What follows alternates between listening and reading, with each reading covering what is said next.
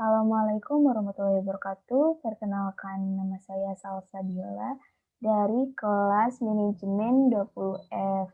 Di sini saya akan menjelaskan mengenai materi completing the accounting cycle atau penyelesaian siklus akuntansi. Nah, poin-poinnya yang pertama ada penyelesaian siklus akuntansi, yang kedua tahapan penyelesaian siklus akuntansi, dan yang ketiga contoh soal siklus akuntansi beserta penjelasannya.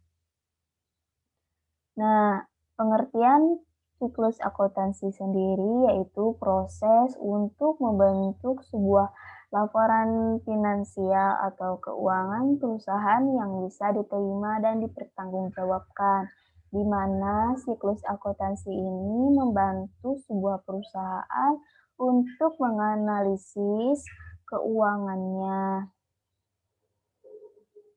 Nah, tahapan penyelesaian siklus akuntansi yang pertama menganalisis bukti transaksi, membuat jurnal transaksi, lalu memposting ke buku besar, lalu menyusun neraca saldo, lalu membuat dan membukukan jurnal penyesuaian, lalu menyusun neraca saldo disesuaikan, lalu menyusun laporan keuangan, setelah itu menjurnal dan membukukan ayat jurnal penutupan, yang terakhir menyusun neraca saldo sesudah penutupan.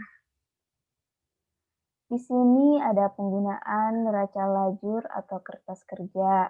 Nah, pengertian neraca lajur atau sering disebut dengan kertas kerja adalah sebuah laporan yang terdiri dari beberapa kolom yang berisi informasi data akuntansi yang akan digunakan dalam proses pembuatan laporan keuangan. Yang perlu disiapkan sebelum menyusun neraca lajur adalah catatan neraca saldo dan jurnal penyesuaian, sehingga dapat diperoleh laporan laba rugi dan neraca. Pada format neraca lajur ada 4, yang pertama 8 kolom, yang kedua 10 kolom, yang ketiga 12 kolom, dan yang keempat 14 kolom. Dalam tahapan pembuatan neraca lajur, yang pertama membuat format dan kolom neraca lajur. Yang kedua memasukkan data dari neraca saldo dan jurnal penyesuaian. Dan yang ketiga menghitung saldo yang telah disesuaikan. Yang keempat mengisi dan menghitung kolom laporan keuangan yaitu laba rugi dan posisi keuangan neraca. Nah, di sini ada contoh neraca lajur, kolomnya ada nama akun, neraca saldo, debit kredit, penyesuaian, debit kredit, neraca saldo setelah penyesuaian, debit kredit, neraca, debit kredit, laba rugi, debit kredit. Setelah itu proses tutup buku. Nah, pada jurnal penutup ini digunakan untuk menutup beberapa akun, yaitu pendapatan, beban, ikhtisar laba atau rugi, dan price. Saldo akun-akun tersebut akan menjadi nol dan menyisakan akun real saja. Akun real itu adalah kas, kewajiban, serta modal. Setelah proses tutup buku, lalu menyusun neraca saldo setelah penutupan. Dalam tahap ini bertujuan untuk dibuat neraca saldo setelah penutupan untuk memastikan bahwa saldo buku besar seimbang atau balance. Akun-akun yang dimuat dalam neraca saldo setelah penutupan adalah akun real saja, sedangkan akun-akun yang sifatnya sementara atau akun nominal sudah ditutup atau bersaldo nol. Selanjutnya ada contoh soal siklus akuntansi dan penjelasannya. Nah, contoh soal ini merupakan bukti transaksi yang nantinya akan dipindahkan ke jurnal umum. Pada tanggal 1 Juni 2020, Ibu Heriani mendirikan perusahaan jasa travel dengan nama Insya Allah Selamat dengan sejumlah investasinya sebagai berikut.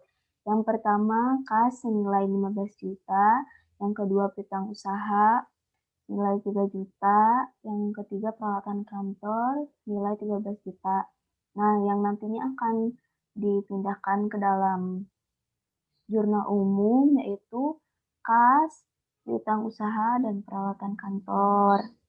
Yang kedua, pada tanggal 2 Juni 2020 membayar uang sewa kantor sederhana untuk 3 bulan sesuai kontrak sewa senilai 3 juta. Jadi pada bukti transaksi tanggal 2 ini sewa kantor yang nantinya akan dipindahkan ke jurnal umum. Nah, pada transaksi yang ketiga, tanggal 3 Juni 2020, membayar premi asuransi kerugian dan kebakaran untuk properti senilai 1.500.000. Nah, nantinya yang akan dipindahkan itu asuransi. Nilai asuransinya senilai 1.500.000. Pada tanggal 4 Juni 2020, menerima uang dari SMA Negeri 1 Cisaat sebagai pembayaran di muka untuk jasa yang akan disediakan dan dicatat sebagai pendapatan diterima di muka senilai 5 juta. Nah, pada tanggal 4 ini berarti menerima uang sebagai pembayaran jasa berarti ini adalah pendapatan yang diterima di muka.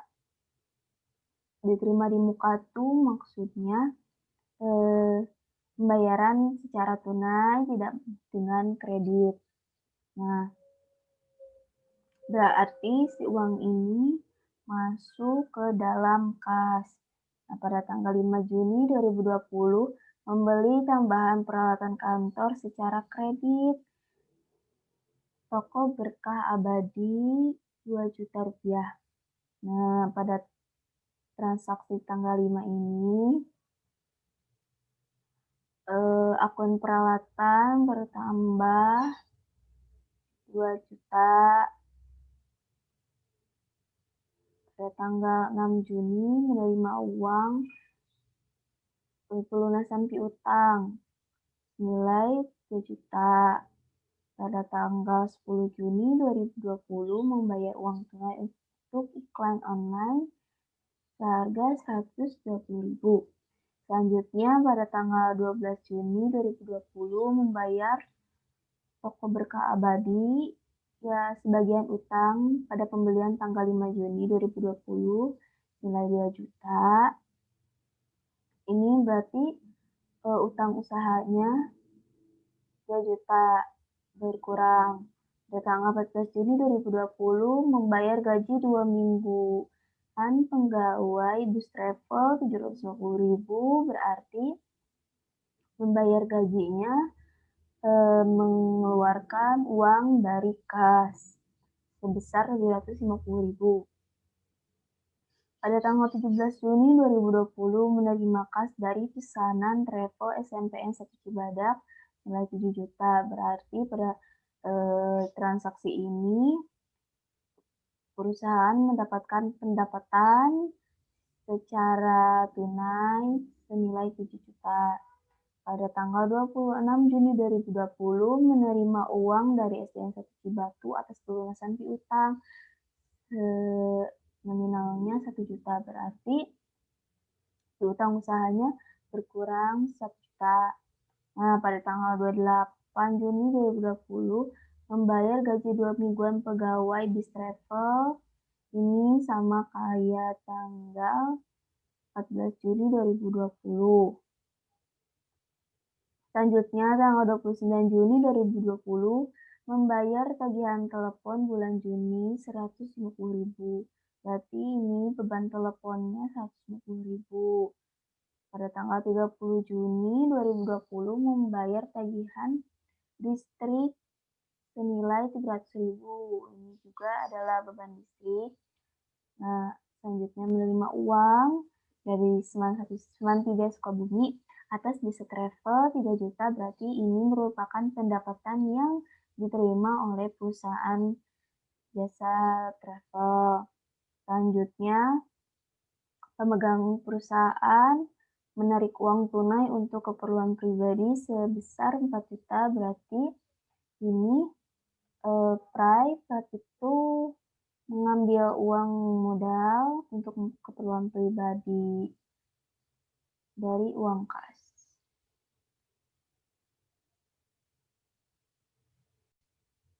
Nah, setelah membaca soal tersebut, selanjutnya harus dipindahkan ke jurnal umum. Jadi jurnal umum itu bertujuan untuk mengetahui, secara rinci dari bukti-bukti transaksi yang tadi sudah dibacakan. Nih, di sini ada tanggal, nama akun dan keterangan, referensi, debit, dan kredit. Nah, di sini pada tanggal 1 Juni ada kas, piutang usaha, peralatan kantor. Nilainya dari soal tersebut dimasukkan ke debit, lalu keterangannya jadi modal awal, total dari ini 31 juta dimasukkan ke dalam kredit. Pada tanggal 2 Juni, sewa dibayar di muka, masukkan ke debit, keterangannya kas berkurang 3 juta. Nih, asuransi dibayar di muka, asuransinya 1.500.000, berarti kasnya berkurang lagi 1.500.000, dan seterusnya sampai terakhir yaitu price 4 juta, berarti kasnya di kredit 4 juta. Nah, setelah bukti transaksinya dipindahkan ke jurnal umum, di debit dan kredit, hasil dari debit dijumlahkan dan hasil kredit dijumlahkan. Nah, jumlahnya itu harus balance atau seimbang. Mungkin itu saja yang dapat saya sampaikan, kurang lebihnya mohon dimaafkan. Terima kasih. Wassalamualaikum warahmatullahi wabarakatuh.